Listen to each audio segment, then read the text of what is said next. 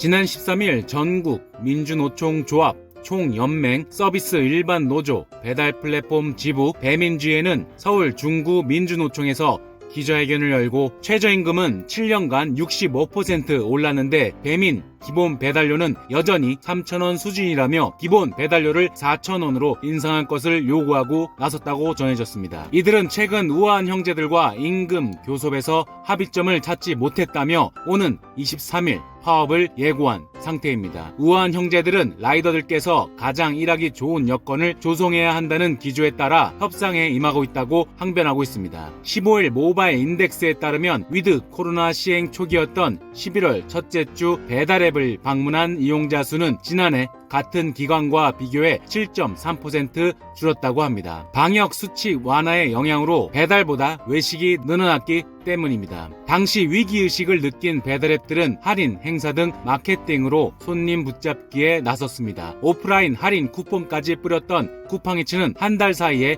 이용자가 약 110만 명이 증가했고 배달의 민족 이용자 수는 여러 마케팅에도 불구하고 49만 명 줄었습니다. 하지만 최근 방역 강화가 예고되며 분위기가 반전되었다고 합니다. 방역 당국은 코로나 환자가 8,000명에 육박하자 오는 17일부터 사적 모임 허용 인원을 축소하고 다중 이용시설 영업시간을 제한하는 등의 사실상 위드 코로나 중단 계획을 밝힌 것입니다. 한 업계 관계자는 거리 두기가 강화되면 당장 외식을 하기 어려워지기 때문에 배달 수요는 당연히 늘어날 것이라며 라이더가 충분하지 않은 상황이라 몰려드는 주문을 어떻게 처리할지 걱정이라고 말하기도 했습니다. 이런 가운데 전국 민주노총 조합 총연맹 서비스 일반 노조 배달 플랫폼 지부는 배달료 인상이라는 카드를 꺼내들고 파업까지 예고한 것입니다. 배달 라이더들은 기본 배달료 인상을 위해 오는 23일 배민 본사 앞에서 대규모 집회와 행진을 할 것이라고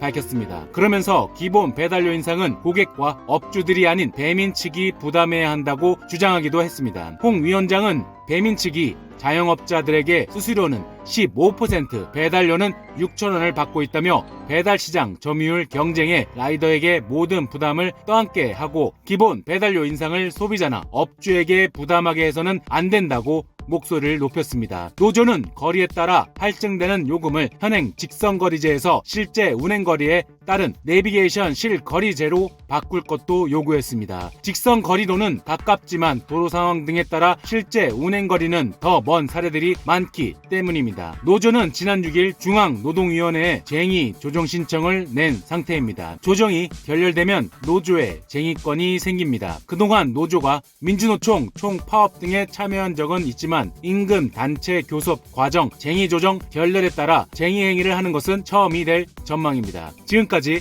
배달파트너 채널이었습니다. 감사합니다.